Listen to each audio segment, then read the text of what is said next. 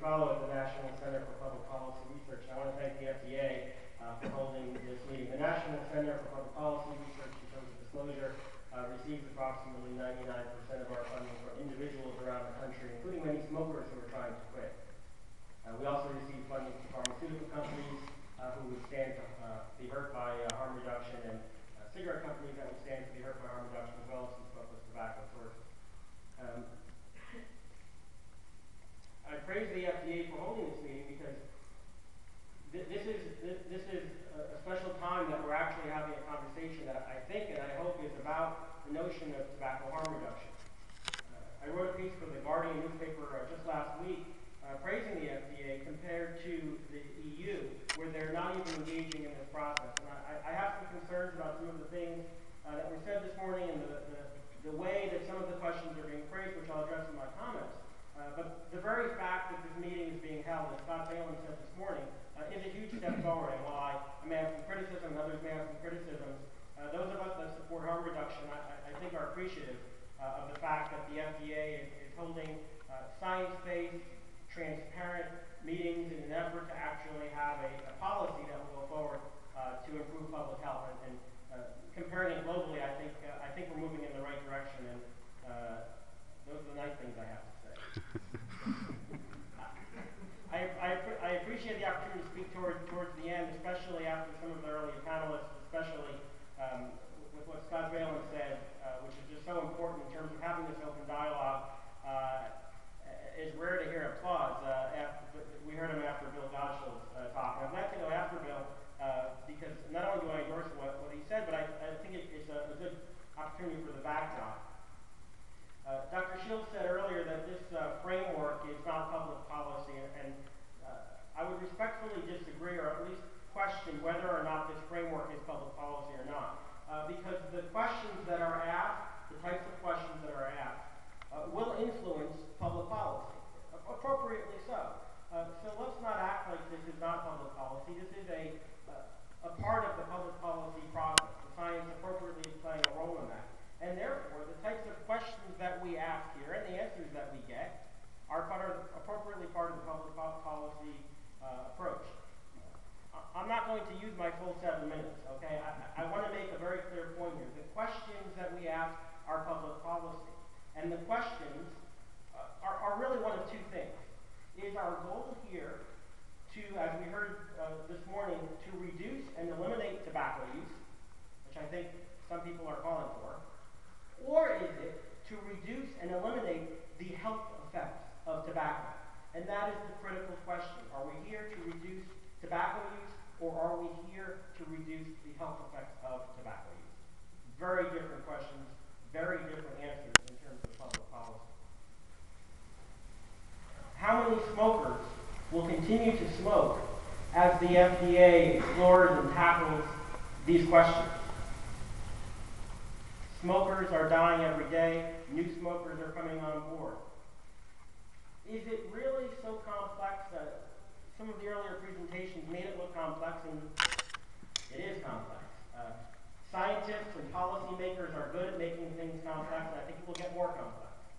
But at the end of the day, as Bill Gottschall pointed out, the fact that smokeless tobacco is less harmful than cigarettes, smokeless tobacco is less harmful than cigarettes, is a very simple concept.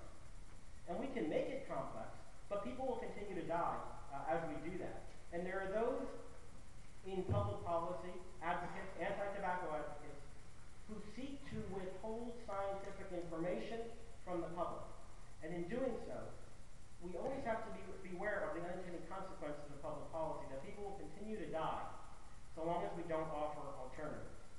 And we can make this as complex as we want, but the bottom line is two questions. Are we here to reduce tobacco use, or are we here to reduce the health effects of tobacco use? And that's, I think, the question before you. Thank you. Thank you, Mr. Stier.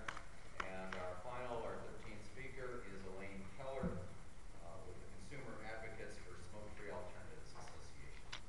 Lucky number 13, huh? My name is Elaine Keller. I'm Vice President for the Consumer Advocates for Smoke-Free Alternatives Association. I have no conflict of interest. I'm here representing the interests of consumers. My work experience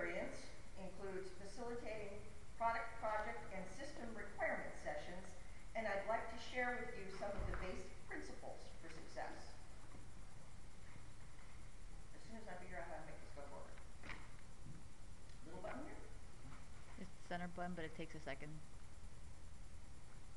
I need some help. Oh, there it goes. There, okay, thank you. To develop the best solution, you must ask the right questions, include all stakeholders, agree on the evidence, and most important, agree on the purpose for building the solution. Let's take these in reverse order. What is our common goal? At last month's TIPSAC meeting, one of the speakers stated, the purpose of this law was to draw a line in the sand and say, no new products. Not true. The law does not prevent less harmful products. Rather, it specifically allows for them in Section 911 and calls for effective oversight. It also requires that consumers receive complete and truthful information. From a consumer viewpoint, I would say the most important purpose is to reduce smoking-related diseases and deaths.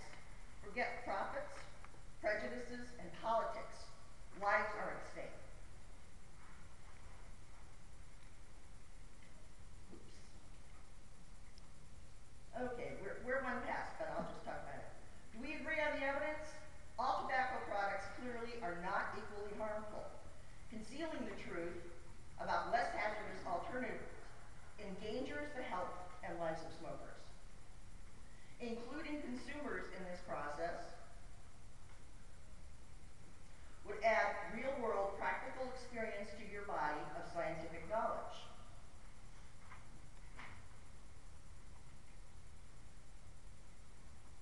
Tobacco and nicotine consumers have much more at stake than any of the other stakeholders, yet they have not been given a seat at the table. Frankly, when I saw the list of questions the FDA wanted addressed, I was shocked. If every potential modified risk product has to produce scientific evidence to address each of those questions, plus the various subparts, it will be 100 years before we start saving any lives. It also appears that some of the questions reflect underlying assumptions that are not true. FDA asks, what scientific evidence would prove that allowing the MRTP to be marketed would not decrease or delay cessation? Wasting time trying to answer this unanswerable question will result in more lost lives. Complete switching to a smoke-free product doesn't delay or decrease cessation. Complete switching is cessation, smoking cessation.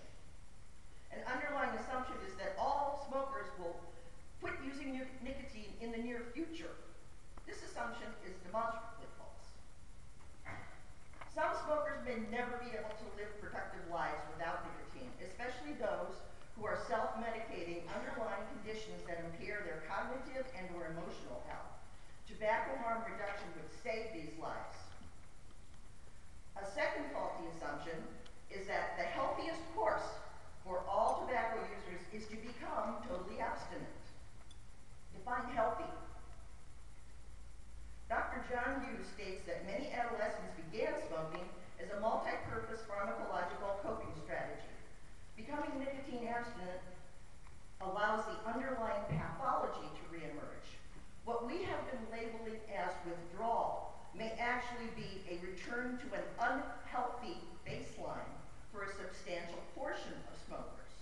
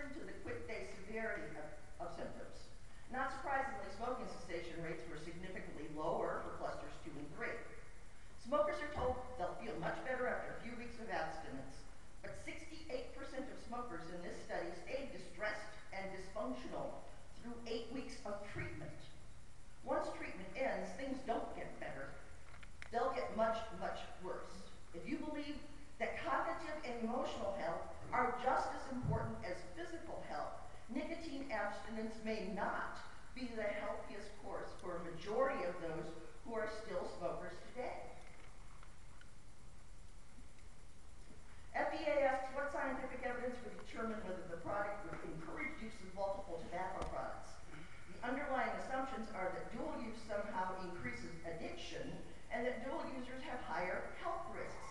The evidence shows both these assumptions are false. The evidence shows that dual use decreases health risks because less smoke enters the body. I can tell you from experience that many smokers, if not most, go through a period of dual use on their way to smoking cessation. I know there are people who wish to believe smoke-free alternatives don't improve cessation, but the facts say otherwise. At last month's TIPSAC meeting, one of the speakers stated that one death is one death too many. Well, we have over 400,000 people dying of smoking-related diseases each year. We have people dying from using approved cessation methods and quite possibly dying from accidents, crimes, or suicides triggered by nicotine abstinence impairments. If the FDA decides to make the MRT approval process cumbersome, expensive, and time-consuming, many more smokers will sicken and die quite unnecessarily. All the less hazardous products in the world won't save any lives if the public doesn't know they exist. 4 months after I stopped smoking, the FDA made an announcement calculated to make me believe that the product I was using would be more likely to give me cancer or to poison me than cigarette smoking. If the Washington Times had not published the truth, I might have relaxed to smoking and been smoking for the past 2 years. Many people who were considering switching decided to continue inhaling smoke instead. Was this in the best interest of public health? Not their health. The press continually repeats this disinformation because it remains uncorrected on the FDA website. Isn't it time to start providing the public with the truth, the whole truth, and nothing but the truth? I leave you with these words of wisdom from Voltaire. Don't let the perfect be the enemy of the good.